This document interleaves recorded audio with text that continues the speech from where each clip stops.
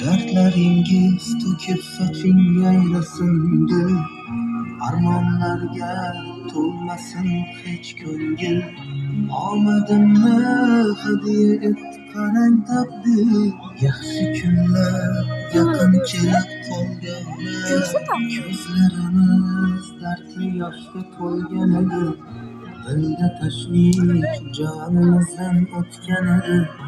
Yurak sho'rlik barchasiga ko'ngan edi, yaqin kelib qolganda. Yürüyün ana. Borligingiz ona, sizni bo'lmayingiz ona, yomon bo'ling xasta bo'lmagan. Hammasi sizni borligingiz ona, hammasi sizni duoyingiz ona.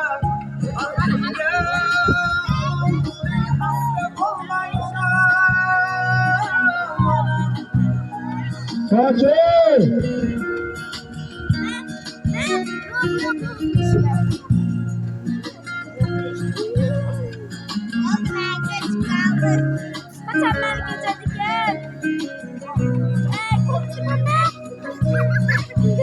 Ne olmazsa da.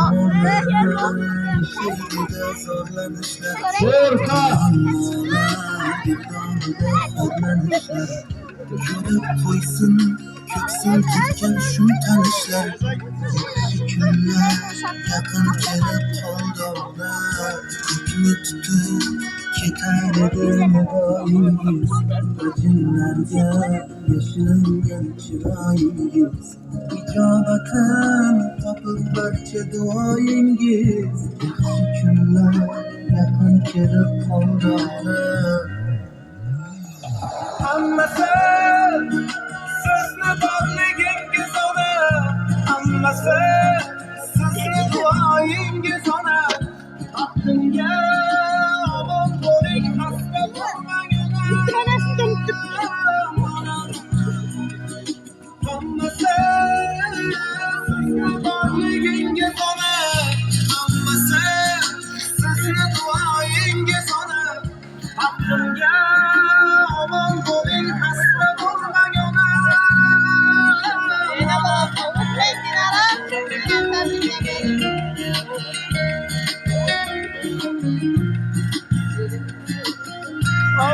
Krimlerine bak koydum. Krimler sonra